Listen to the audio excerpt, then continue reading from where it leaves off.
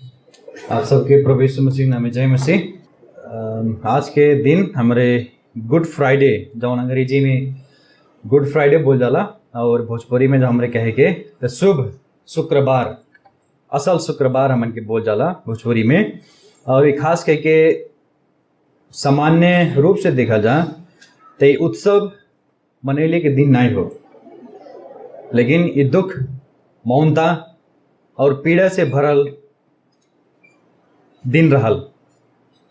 और बाइबल में स्पष्ट रूप में नहीं बा कि यह दिन में प्रभु यीशु मसीह आज के डेट में प्रभु यीशु मसीह क्रूस पे चढ़ा गए हैं। बाइबल में स्पष्ट नहीं बा, लेकिन बाइबल के विद्वान लोग अध्ययन कह के पता लगा के डेट दहले बाटे कि इतना इतना गते हमरे आराधना कह सका जाला, गुड फ्राइडे के प्रभु यीशु मसीह के क्रूस के हमरे स्मरण कह सका जाला। और आज के पवित्र दिन में हमन के प्रभु यीशु मसीह के पीड़ा और उनके क्रूसीकरण के समझना करत आगे बढ़े के। हालांकि हमन के विश्वासी बने नाते खाली एक दिन वर्ष में एक दिन वर्ष समझने से हमन के लिए पर्याप्त नहीं बा। हर एक दिन हमन के दिन के समझल बहुत जरूरी बा, आवश्यकता बा। यीशु ख्रिस्ट, यीशु मसीह एक अपराधी के रूप में नहीं मरले। अपराध कैले के कारण उनके क्रूस पे नहीं चढ़ैले, लेकिन परमेश्वर की इच्छा रहल प्रभु यीशु मसीह के अपने स्वयं इच्छा रहल कि मुक्तिदाता के रूप में हम संसार में जाब, परमेश्वर के पुत्र बनके, और सारा संसार के बोझ, सारा संसार के पाप हम अपने शरीर पे उठाए और हम क्रूस पे चढ़ब, अपन बलिदान देव। ये कोनो दुर्घटना ना रहे प्रिय लोग, ये यथार्थ ऐतिहासिक घटना रहल जौन के इतिहास में दर्ज हो गई बा। ये कोनो पौराणिक कथा कहानी नहीं हो, ई कोनो सदियों से चली आयल परंपरा प्रथा नहीं हो। हमरे दादा परदादा मानत आइले, एक नाते हमन के भी मानल जरूरी। ई बात बिल्कुल नहीं बतावला बाइबल, लेकिन ई परमेश्वर के छुटकारा के उद्धार के अनंत योजना रहल जो उनके संसार उत्पत्ति कैले से पहले बनैले रहने। संसार क्रूस के कौन तरीका से देखला? हार के तरीका से, पराजय के तरीका से, पराजय के रूप में देखला। लेकिन वास्तव में संसार इनाय बुझ पैलस कि क्रूस, प्रभु यीशु मसीह के क्रूस सबसे बड़ा विजय रहल मानव जाति के लिए। और गुड फ्राइडे के दिन हमारे दुई ठो अटल यथार्थ सत्यता कभी भी नहीं भुलाए चाहिए, कभी भी नहीं हमारे ऐसे वंचित हो चाहिए। वो दुई ठो सत्यता ये हो कि मानव जाति के पाप के गहराई और परमेश्वर के यथार्थ प्रेम, वे दुई ठो चीज हमने कभी भी नहीं भुलाए चाहिए गुड फ्राइडे के दिन में।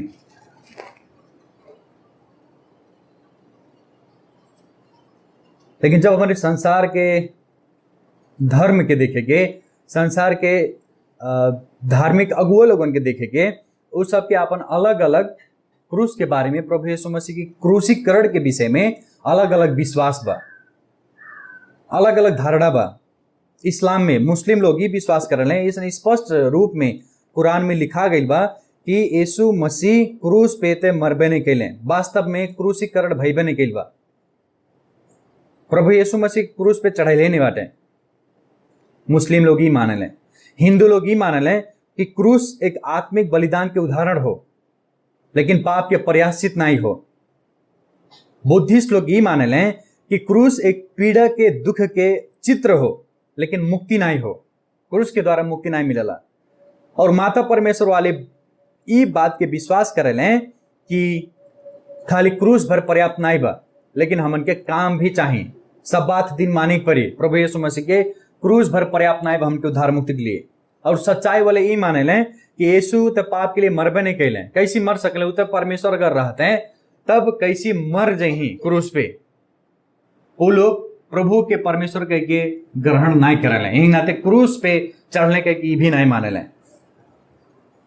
अब ई रहल संसार के संदेश, क्रूस के संदेश। संसार ई तरीका के क्रूस के विषय में जानला, लेकिन जब हमारे बाइबल में आओ जाला, खास करके पहला पत्रुस 2 अध्याय के 24 पद में जो हमरे देखेंगे, यहाँ कुछ अलग ही पत्रुस यीशु मसीह के क्रूस के संदेश के विषय में बतावत बाटे। हमरे साथ में आप सब निकाल जा पहला पत्रुस 2 अध्याय के 24 पद। पहला पत्रुस 2 अध्याय के 24 पद में ऐसा लिखल बा, पत्रुस लिखा थे, हम हिंदी में पढ़ा थी आप सब ध्यान से सुना जाए का कहा थे पत्रस का लिखले बाटे।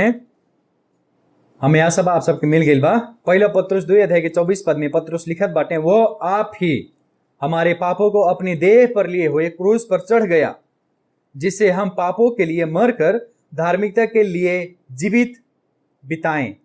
जीवन बिताएं। उसी के मार खाने से तुम चंगे हुए। वचन पढ़ाए और सुनाए में आशीष मिले। इस बात से पत्रस एक ही बात बता रहा बाटे, कुछ क्रूस के संदेश के विषय में बता रहा बाटे। प्रभु यीशु मसीह क्रूस पे काहे चढ़ल है, प्रभु यीशु मसीह काहे क्रूसीकरण भइल है, वो क्रूस के संदेश के यहाँ बता रहा बाटे। तब प्रिय लोग, आप सबसे प्रश्न बा, आप सबके क्रूस के संदेश, प्रभु यीशु मसीह के क्रूस के संदेश मालूम बा कि नहीं बा? अगर मालूम बा तो प्रभु के महिमा मिले, अगर नहीं मालूम बा तो आज के वचन आप सबके लिए हो। यहाँ से हम मूल सार दहले बाटी, मुख्य विषय दहले बाटी पहला पत्रस 2:24 से कि यीशु मसीह के क्रूस के संदेश, ये एक पद में ही सारा सुसमाचार पत्रस बता रहा बाटे। प्रभु यीशु मसीह के जन्म से लेकर मृत्यु तकल, स्वर्ग आरोहण तकल सब कुछ के विषय में एक ही बात में, एक ही पद में पत्रस यहाँ लिख रहा बाटे। जब ये पत्रस लिख लें, पत्र के जब लिख लें तो उतना समय में सतावट रहे, दुख रहल, विश्वासिन के ऊपर अत्याचार होत रहल। यही नाते पत्रस विश्वासिन के लिखत रहले कि तोहर पजन के ऊपर जब जब दुख आवे तब तब के समझा, प्रभु यीशु मसीह के दुख के समझा। प्रभु यीशु मसीह के दुख के सामने तोहर पजन के दुख और अत्याचार कुछ भी नहीं हो प्रिय लोग। लेकिन हाल समय में हमन के चर्च मंडली में दुख कष्ट परेशानी नहीं बा, सतावट नहीं बा, लेकिन फिर भी ये पद से हमन के आज देखे कि क्रूस के संदेश का हो। पत्रस क्रूस के संदेश के विषय में का बता रहे बाटे। क्रूस के संदेश प्रिय लोग ईसाई जीवन के हर एक पक्ष के लिए महत्वपूर्ण बा। जब हमारे दुख भोगल जाता, जब हमारे कष्ट उठावल जाता, खाली दुख और कष्ट के समय में भरना ही, लेकिन हमारे जब आराधना कल जाता, जब हमारे संगति कल जाता, जब हमारे अपन बोली वचन व्यवहार चलावल जाता, और यहाँ तक कि हमारे के पारिवारिक जीवन में भी क्रूस के बहुत ज्यादा महत्वपूर्ण। एक पास्टर ऐसा बतैले बाटे, क्रूस ईसाई विश्वास के केंद्र बिंदु के रूप में खड़ा बा। क्रूस बिना बाइबल एक रहस्य बा, क्रूस के बिना बाइबल एक रहस्य हो और मुक्ति के सुसमाचार खाली आशा हो कह के पास्टर बतैले बाटे। तो एक पद से पत्रस यहाँ 3 ठो संदेश दे रहा बाटे। यीशु ख्रिस्ट के क्रूस के 3 ठो संदेश। पहला संदेश का हो हमरे देखे के, पहला संदेश ई हो कि क्रूस के संदेश हमन के प्रतिस्थापना के संदेश बतावाला। ये प्रतिस्थापना के अर्थ क्या हो? 24 पद में देखा जाए, हिंदी में शुरू में लिखल बा, वो आप ही हमारे पापों को अपनी देह पर लिए क्रूस पर चढ़ गया। प्रतिस्थापना के अर्थ ई हो कि केहू के जगह केहू अपने इच्छा से लहले। ये पद स्पष्ट रूप में देखा होता कि प्रभु यीशु मसीह स्वयं हमन के जगह ले लहले, हमन के जगह क्रूस रहल, हमन के जगह अनंत नरक रहल, हमन के जगह परमेश्वर के क्रोध रहल, लेकिन हमन के जगह के लहलस प्रभु यीशु मसीह अपने शरीर में क्रूस पे चढ़ गई ना, बोक के हमन के पाप, हमन के सारा पाप, हमन के सारा बोझ लेके चढ़ गई। एक तो भोजपुरी में भजन बा कि पाप के गठरी सिर पर भारी, जाके हम कहां उतारी। अगर पाप की गठरी उतारी बा प्रिय लोग, तो उत्तर रास्ता सिर्फ एक ही बा, वो प्रभु यीशु मसीह की क्रूस। प्रभु ही हमन के बोझ से उतार सकेले, हटा सकेले पाप के बोझ से। प्रभु यीशु मसीह जे कबो पाप ने कैला सु पाप बन गए। प्रभु यीशु मसीह जे शराब ने रह, लेकिन क्रूस के कारण शरापित बन गए। जे कबो पाप ने कैले, जे पाप ने चिन्हत रहे, ओके परमेश्वर पाप बना दले। एकर अर्थ ऐसा हो जे कोनो पाप ने कैले रहे, ओके परमेश्वर ऐसा व्यवहार कैले, ऐसा ओकरे साथ में सलूक कैले कि सब कुछ पाप प्रभु यीशु मसीह कैले बाटे कह के। वहीं न सारा दंड प्रभु यीशु मसीह के ऊपर पड़ल रहा, और हमन के जगह, हमन के पाप के जगह जौन सहिक रह लिए रहे, प्रभु यीशु मसीह स्वयं अपने आप ले लें। और क्रूस की मृत्यु प्रिय लोग ने समझल जे आसान बा, कुछ भी आसान नहीं रहे। क्रूस की मृत्यु बहुत कठिन मृत्यु रहे। क्रूस की मृत्यु उतना समय में सबसे ज्यादा शर्मनाक, सबसे ज्यादा लाज वाला रहे। काहे से कि व्यक्ति जौन रहे, अपराधी जौन रहे, वो नंगा रहत रहे क्रूस पे, बदन पे एक भी कपड़ा नहीं रहत रहे। ये क्रूस की मृत्यु बहुत ज्यादा पीड़ादायी, तड़प तड़प के मरे वाला मृत्यु रहे। भाला कोचा और जल्दी से जल्दी मर सके कह के वो अपराधी के का करत रहले, पैर भी तोड़त रहले जबरदस्ती। और मरले के बाद में शरीर का हो गिद्ध कौआ जन्ने भी चर चुरंगे रहे ओके छोड़ा जात रहे कि खा यहाँ के नोच नोच खा।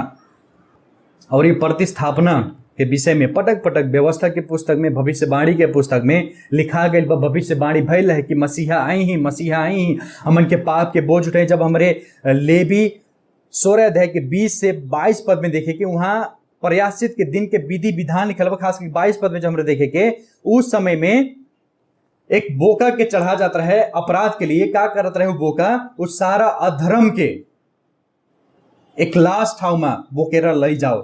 वो बोका का करत है, सब मिलन के अपराध वो पुजारी जे पाप के लिए जे अपराध करे रहे अपन हाथ का करे वो बोका के ऊपर रखे और ओकर पाप ओकर ऊपर रख के उजाड़ स्थान में बोका के पठा जात रहे।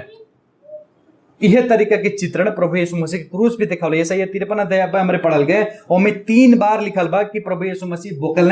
प्रभु यीशु मसीह ना लिखल बा, लेकिन मसीहा के एक भविष्यवाणी रहे, उनके क्रूस के भविष्यवाणी 3-3 बेर लिखल बा कि ऊ हमन के सारा अधर्म के अपन सारा हमन के सारा पाप के अपने ऊपर बोक लेने, अपने ऊपर बोक ले। पद 4 में, पद 11 में, पद 12 में 3 बार लिखल बा कि बोकलें, अपने ऊपर बोकलें, अपने शरीर पे बोकलें, क्रूस पे चढ़ गेलें। और ये सब भविष्यवाणी पूरा भइल सुसमाचार के पुस्तक में। जब हमरे देखे कि स्पष्ट रूप से वर्णन कैले बाटे कि यीशु मसीह के पकड़ा जालें, ओकरे बाद में पिलातुस के सामने खड़ा कर लें। और पिलातुस कोशिश करत है बेचारा कि हम सके सम्मा, मत्ती 27 अध्याय 15 पद में उनके पत्नी भी सपना देख रहलिन कि प्रभु यीशु मसीह के कुछ भी नहीं हो पाए, वो दोष रहित बाटे, उनके कौनो भी दोष नहीं बा, सके सम्मा। पिलातुस सोचत बाटे हम प्रभु यीशु मसीह के कैसे बचा ली। मत्ती 27 अध्याय 15 पद में निस्तार चाड़ के प्रथा रहला, निस्तार चाड़ के प्रथा में उस दिन में एक अपराधी के छोड़े के प्रथा रहल। तो पिलातुस अपन दिमाग लगावले, रणनीति अपनावले कि कैसो हम यीशु के बचा ली। तो कहे भीड़ से पूछलें, पुजारी लोग से पूछलें, शास्त्री लोग से पूछलें, एक अपराधी बा ओकर नाम का रहला बरब्बा, एक अपराधी बा ओके छोड़ल जा या प्रभु यीशु मसीह छोड़ल जा, का चाहत है भीड़ तोहन पचन। हमरे का कहल गए, बरब्बा के छोड़ दा, बरब्बा के छोड़ दा, लेकिन प्रभु यीशु मसीह के बिल्कुल नहीं छोड़िया। ओके क्रूस पे चढ़ावा, ओके मारा, ओके कोरा लगावा, यीशु मसीह की मृत्यु दंड दा।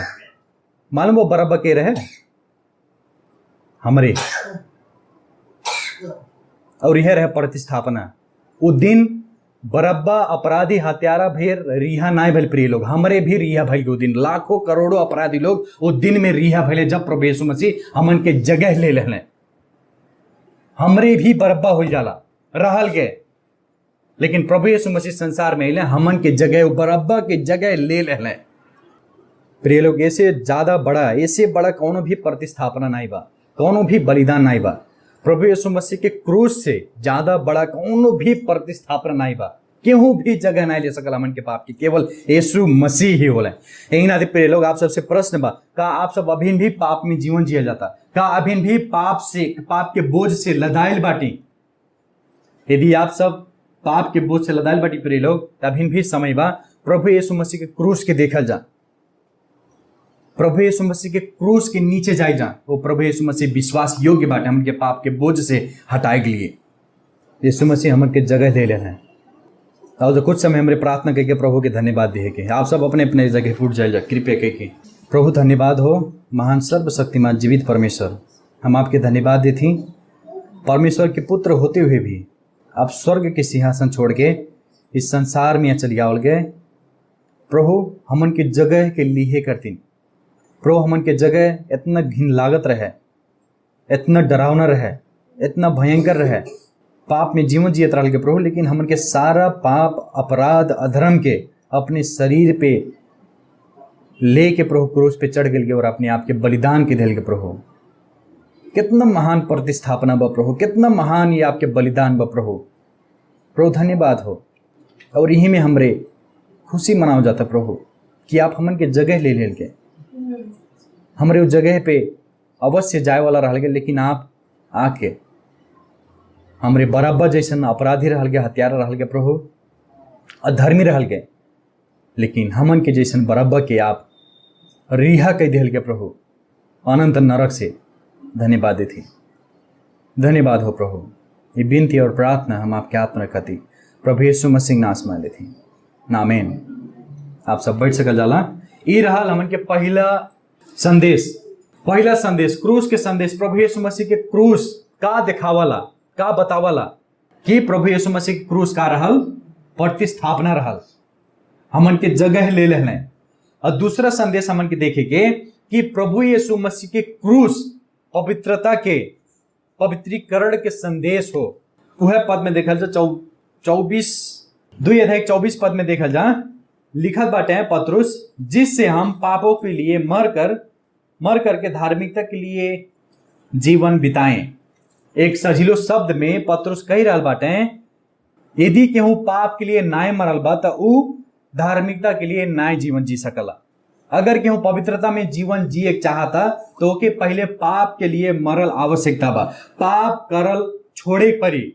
ख्याल कर जा, पतरुस इना कहत बाटे कि हमारे पाप के लिए भी जी सकल जाला और धार्मिकता के लिए भी जी सकल जाला। बाइबल स्पष्ट रूप में बताइले बा, हमारे दुई ठो मालिक के सेवा कभी भी नाय कह सके, कभी भी नाय कह सके।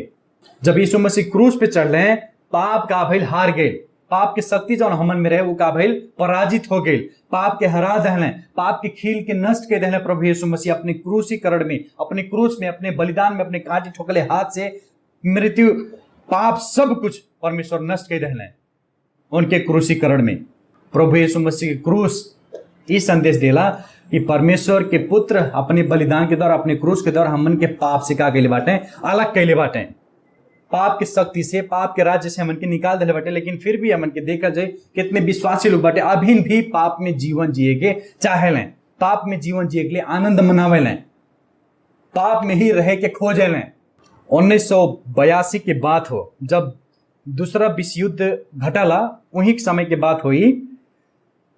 एक घटना ऐसा घटल बा, एक जापान के सिपाही जंगल के बंधन में लुका के, डरा के लगभग 27-28 वर्ष अपन जीवन अकेले जंगल में बितेले रहले। जब 1945 में जंग खत्म हो गई, दूसरा विश्व युद्ध, उतना समय में युद्ध खत्म हो गई और जापान का के रहे अपन आत्मसमर्पण के दहले रहे। लेकिन वो जो जापान के सैनिक एक रहे, सिपाही जो रहे, जंगल में जो लुकायल रहे 27-28 वर्ष, उतना समय तक वो ये बात के विश्वास नहीं के पावत रहे कि युद्ध खत्म हो गई बा।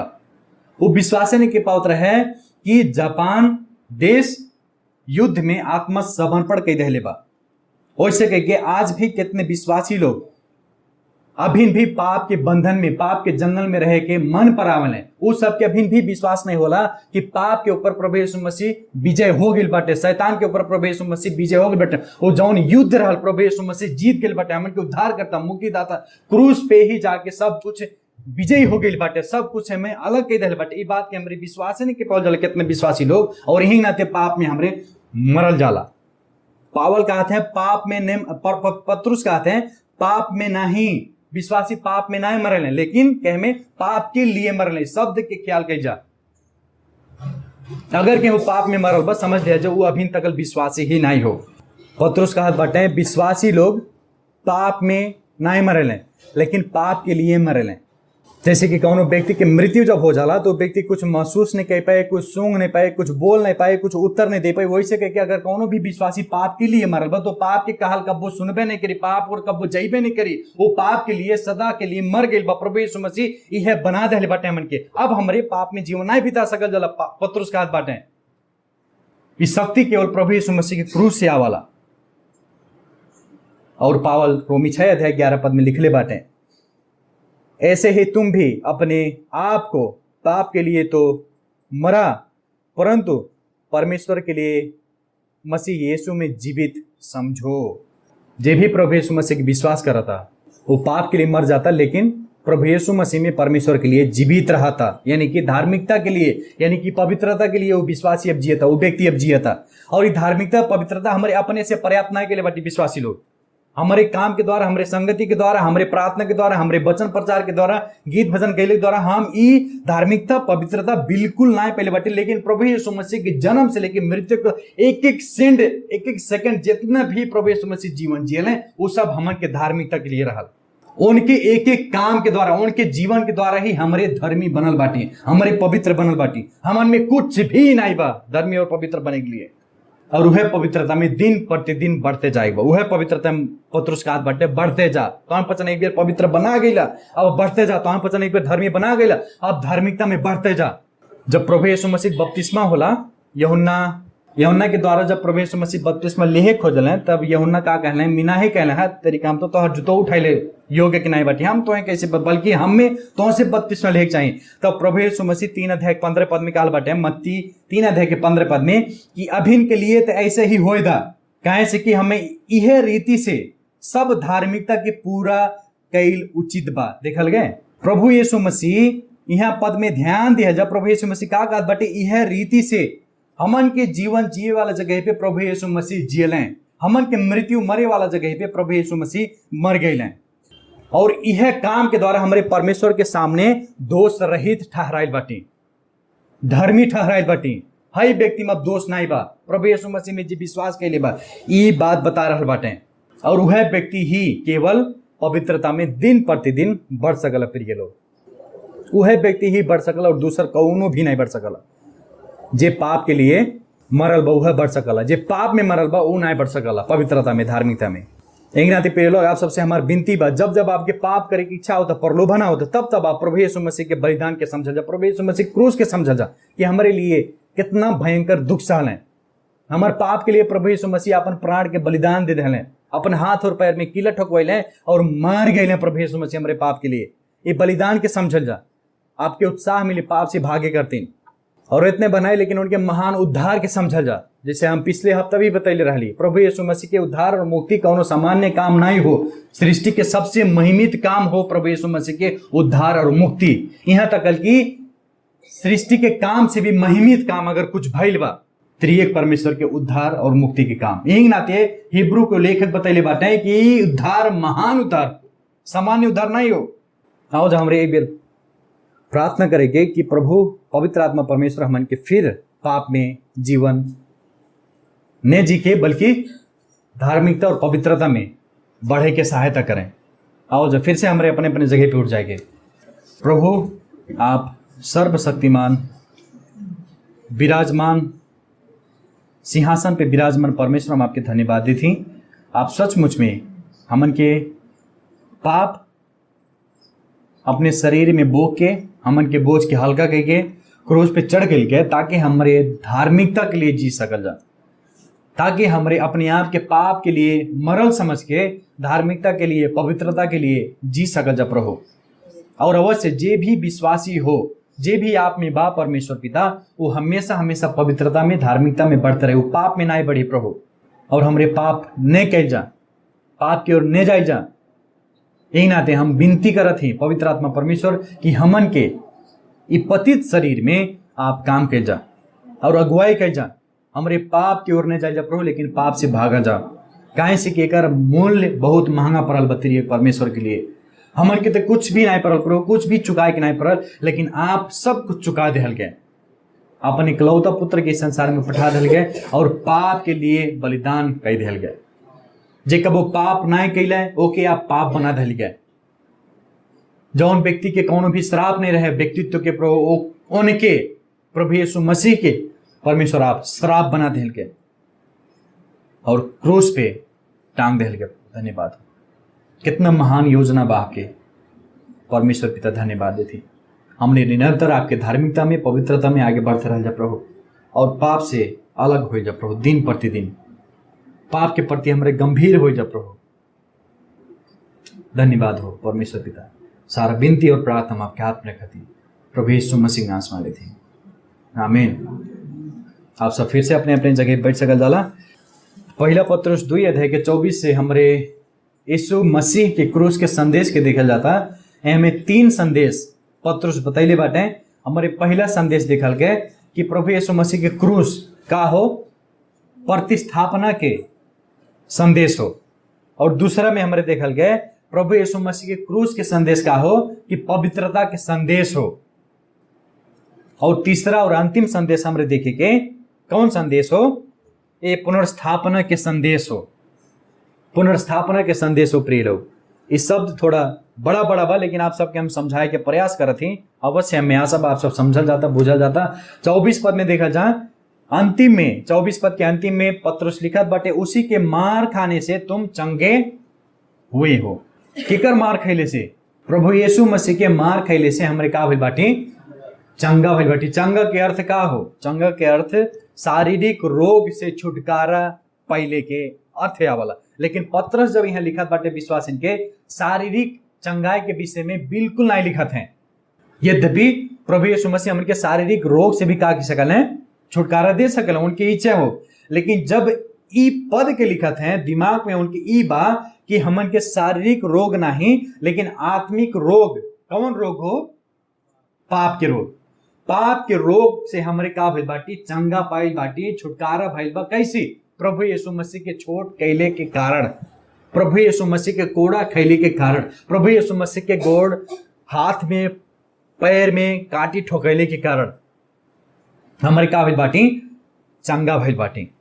हमन के कई जितना भी पाप और ओकर जितना भी नतीजा रहे वो सब से प्रभु यीशु मसीह का कह दिले, क्रूस से छुटकारा दे दिले अपने बलिदान से। हमन के आत्मा एक समय डर लागत, आत्मा में हमन के एकदम भयंकर कैंसर से भी भयंकर रोग रहल जो उनकी पाप हो, उस सब कुछ से प्रभु यीशु मसीह का कहले चंगा दे दिले, छुटकारा दे दिले। हमन के मंडली में कितने लोग बीमार बाटी हमारे ख्याल से, और हमरे भागल जाता दवाई और दर्पण के लिए, कहाँ कहाँ जाया जाता, कहाँ कहाँ भटकल जाता, डॉक्टर के पास में जाया जाता। काहे? कारण एक ही बा कि शारीरिक रोग से हम का पाए? चंगाई पाए। डॉक्टर के पास में जाया जाता, हालांकि वो सब डॉक्टर जितने भी बाटे संसार में, वो सब के पास में हल बा। आपके रोग जौन भी बा, आपके शरीर में जौन भी कष्ट बा, जौन भी पीड़ा बा, जौन भी रोग बा, वो सब हटाए के वो सबकी ज्ञान बुद्धि बा, हो सकल हल बा उन्हें पसंद के पास में, लेकिन एक उपचार नहीं बा।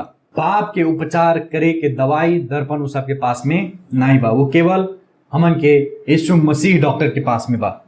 उन्हीं केवल हमन के पाप के बीमारी से, दलदल से निकाल सकेलें, छुड़ा सकेलें, और अवश्य हमन के छुड़ाइलें। और कितने लोग इस पद के शारीरिक चंगाई के संदर्भ में ज्यादा प्रयोग करेलें और प्रार्थना भी करेलें कि हमरे कैसी चंगा भइल के, कैसी चंगा भइल के? तेरे चोट खाने की कारण, तेरे मार खाने के कारण हम लोग क्या हुए हैं? चंगे हुए हैं। और ऐसा ही व्यक्ति प्रभु यीशु मसीह के प्रयासित, प्रभु यीशु मसीह के बलिदान, प्रभु यीशु मसीह के क्रूस के हल्का में बनैले बाटे, सस्ता बना देले बाटे। इतना महान बलिदान के सस्ता में बना देले बाटे। एक बात एकदम स्पष्ट रूप से आज गुड फ्राइडे के दिन में बुझ जाए, जहां प्रभु यीशु मसीह हमन के शारीरिक चंगाई देह के लिए प्रयासित नहीं बनल है, क्रूस पे नहीं टंगैले है कि हमन की शारीरिक चंगाई मिल सके। ओकरे लिए परमेश्वर बुद्धि ज्ञान देले बाटे, संसार में डॉक्टर देले बाटे। हालांकि इस सब भी परमेश्वर के दिहल अनुग्रह हो, परमेश्वर के दिहल आशीष हो कि हमरे डॉक्टर के द्वारा चंगाई पा सकल। शारीरिक रूप से ये भी परमेश्वर के अनुग्रह हो और हमन के दिमाग विचार एकदम क्लियर हो जाए, स्पष्ट हो जाए कि प्रभु यीशु मसीह लहू बहिले हमन के रोग, कैंसर, बीमारी, दुख दर्द कम करी नहीं, लेकिन सबसे बड़ा बीमारी पाप हटाए के लिए। और वह पाप के कारण का आयल संसार में? मृत्यु आयल। और वह पाप के कारण संसार में का आयल? बीमारी भी आयल। आदम और हवा के जब परमेश्वर सृष्टि कैले उतना समय उस सब के आत्मा में, उस सब हृदय में पाप नहीं रहल। वो लोग पहले से ही चंगा रहले आत्मिक रूप से, लेकिन जब पाप कैले, परमेश्वर के आज्ञा के तोड़लें, परमेश्वर के आज्ञा के विरुद्ध में कैले, वही समय उस सब में पाप आयल, वही समय उस सब परमेश्वर से अलग भइले, वही समय उस सब के मन, सोच, विचार, हृदय, इच्छा सब कुछ का भइल? पाप से भर गए। और वह चंगाई दिए के लिए प्रभु यीशु मसीह के क्रूस पे आए पर, वह चंगाई, वह आत्मा के चंगाई, वह मन के चंगाई, वह विचार के शुद्ध करे के लिए प्रभु यीशु मसीह के आपन शरीर पे चोट खाए पड़ल, लहू बहाए पड़ल, कोड़ा खाए पड़ल। और पाप के कारण ही कायल हमन के शरीर में बीमार आयल। हम ही नहीं कहा थे कि सब पाप या बीमारी के कारण ही आवला, ये बात हम नहीं कहा थी। लेकिन कौनो कौनो पाप, कौनो कौनो बीमारी हमन के पाप के कारण भी शरीर में आवला। आप सब ध्यान रखल जाइए कि हमारे प्रभु भोज जब लिया जाला, प्रभु भोज के पहले कुरिन्थी 11 अध्याय के पढ़ल जाला, ओहमे पावल स्पष्ट रूप में लिखले बाटे, जेकर जीवन अन्य जाति जैसन रहल, जे प्रभु भोज भी लेत रहल लेकिन अपने इच्छा के अनुसार नैतिकता में जीवन भी जियत रहे, गलत तरीके से जीवन जियत रहे। उ सब का भइल बाटे, रोगी भइल बाटे, कमजोर भइल बाटे, कितने लोग सुत गइल बाटे, मर गइल बाटे पाप के कारण। जैसे पाप अइले से पहले आदम हवा के साथ में संबंध रहल, वह संबंध बनाए के लिए, पुनर्स्थापना करे के लिए प्रभु यीशु मसीह इस संसार पे आ गए। परमेश्वर से हमरे अलग रहल गया, परमेश्वर तक पुगाए के लिए प्रभु यीशु मसीह क्रूस पे चढ़े के पड़ल, और अवश्य प्रभु यीशु मसीह चढ़ले। और केवल यह चंगाई के लिए प्रभु यीशु मसीह संसार में अइले। प्रिय लोग, हमन के आत्मा, हमन के सोच, हमन के विचार, हमन के इच्छा पाप से मुक्त करे के लिए, कराए के लिए प्रभु यीशु मसीह क्रूस पे चढ़ गए। नहीं, शारीरिक चंगाई के लिए बिल्कुल भी संसार में नहीं अइले प्रभु यीशु मसीह। एक नाते प्रिय लोग, आप सबके एक उत्साह बा, हमन के हो सकला शारीरिक रूप में चंगाई भी नहीं पहले बाटी। कितने लोग दुख में बाटी, कितने लोग बीमारी में बाटी, चंगाई नहीं मिला था, छुटकारा नहीं मिला था वो दुख से, कष्ट से, परेशानी से। लेकिन एक ठू खुशी के बात ई बा कि हमरे अवश्य निश्चित रूप में आत्मिकी रूप में हमरे का पावल गई बाटी, चंगाई पहले बाटी। और आपन विश्वास बरकरार रखे जही तरीके से, तो अवश्य एक दिन हमन के पूरा शारीरिक चंगाई भी मिली। प्रभु यीशु मसीह एक ठो शरीर दी, जौन शरीर में कौनो भी दुख, कष्ट, परेशानी, भूख, प्यास, दर्द कुछ भी नहीं रही। और तब तक हमरे क्रूस के संदेश के लेके आगे बढ़ल जा, तब तक के लिए हमरे क्रूस के संदेश सबके गांव में, घर घर, दुआर जाके क्रूस के संदेश के बारे में बतावल जा। जैसे पावल पहला कुरिन्थी 1:23 में लिखले बाटे, हम नेपाली में पढ थी, तर हामी चाहिँ क्रूसमा टागिनु भएका ख्रिस्टले प्रचार गर्छौं, जो यहुदीहरूका निम्ति बाधा र अन्य जातिहरूका निम्ति मूर्खता हो। जब आप क्रूस के संदेश के बताओ जाए, कितने लोग के लिए मूर्खता लगी, कितने लोग के लिए ये बाधा रही, लेकिन यह आज्ञा प्रभु यीशु मसीह हमन के देहले बाटे कि क्रूस के संदेश का कइल जा, घरे घरे, गांव में जाके बतावल जा, सुनावल जा, और ऐसे प्रभु के महिमा मिले। आओ हमरे प्रार्थना करें कि आप सब अपने अपने जगह पे फिर से उठ जाए जा। आप सब जनी अपन अपन आवाज के खोल के प्रार्थना करी जाए। खाली एक जनी बनाई इस समय खास करके हमन के प्रभु के लहू लुहान भइल शरीर के स्मरण करे के, प्रभु जैसे क्रूस पे चढ़ा गी लाने उस समय हमारे स्मरण करे के, और जौन तरीका के प्रभु यीशु मसीह के हाथ और पैर में कीला ठोका गई है, उनके कोड़ा लगा गई है, उनके शरीर खून से लथपथ भइल है। हमन के कारण एक ही बा, हमन के पाप के लिए, हमन के अपराध के लिए प्रभु यीशु मसीह सारा दुख के, सारा क्रोध के परमेश्वर के सही ले लें। ये बात के स्मरण करत हमारे कुछ समय प्रार्थना में समय बिताए के। आओ हमारे सब जनी प्रार्थना करेंगे।